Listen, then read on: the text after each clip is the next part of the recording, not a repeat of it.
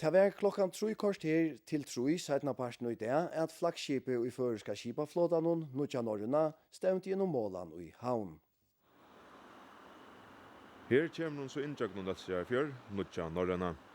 Sniggvandi ser inn mellom russiskar trålarar og føroyskar stuttleikabatar og utrørabatar. Medan folk tisje om man har bridgena takk i møte. Og løyeren av feramannadolten til Smíðað i røysen av stenen og vil ha mynd av starsfellon så innom til lokal- og myndagømsene til Smíðað. Ja, Asje Jaspersen, tid var strøst vi at gjørs alt røyer til møteøkene. Nå alt klart? Ja, det alt klart nå. Her hotnorkester og her kor. Og fitta folk kommer nå, og jeg synes nok vi reisen her rundt om. Og rampan i ordan, øtje rotta, langkongen i ordan. Så nå er bare få skipet til.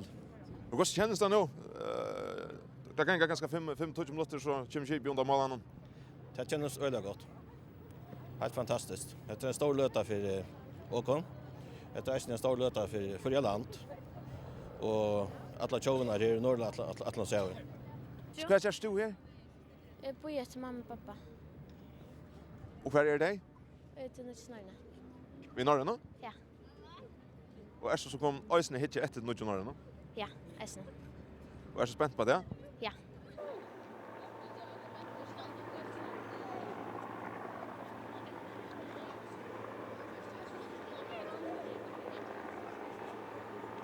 Ja, klokkan 3:03, og så opprann løtan endelig at Nýggja flaggskipet i føroyska flotan, Nýggja Norröna, stevnte inn om målen.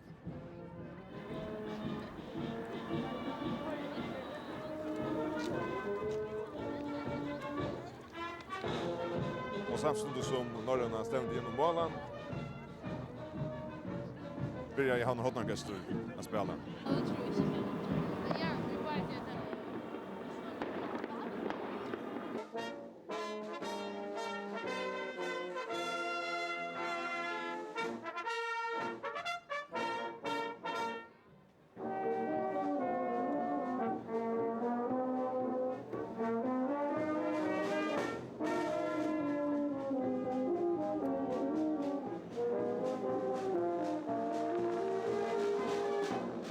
Hva heldur om at Nýggja skipet? Godt. Og hva så godt? Rævlig godt. Er det størsta, eller? Ja. Har du nærkant vært ombord av så større skipet? Nei. Og først og åkt du? Ja. Nær? Det var ikke i sommer åket du. Ganske. Nästa sommer. Og så var Norröna av nøsk. Tatt vi alle ikke et skøyvo med inn. Nei, det er ikke bare som man sier det å komme inn i en luttla havn vi så større skipet, fyrst og fyr. Men hesa fyrst spalte korsene vel av, til at det tok nekka longre tøy å komme av bridjo enn atla.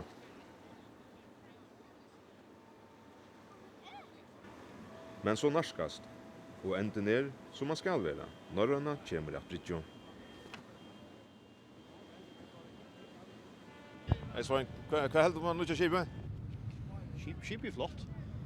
Det er alltid jo. Det er godt ut, ja. Jeg tror faktisk at det var långre enn det, men det er flott der jo. Ja.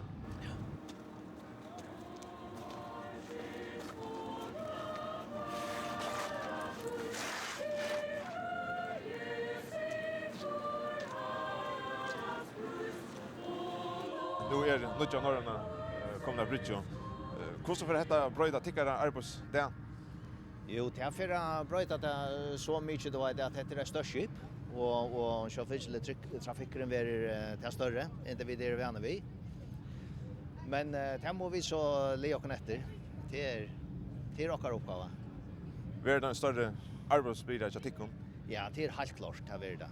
Det er nekmare feriefolk og til nekmare bilar vi er vane vi inne på baten.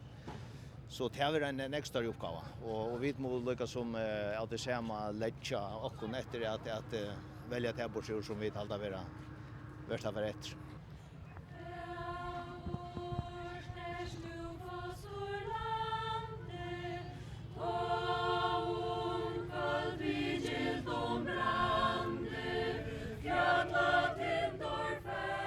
Hva heldur om Nýggja Norröna? Det damer øyla vel. Kväta om att vi som. Ja, hon är stor. Och det är så vi har bruk för det. Vi får fylja av tøyene. Kjøra gott. Staslig skip.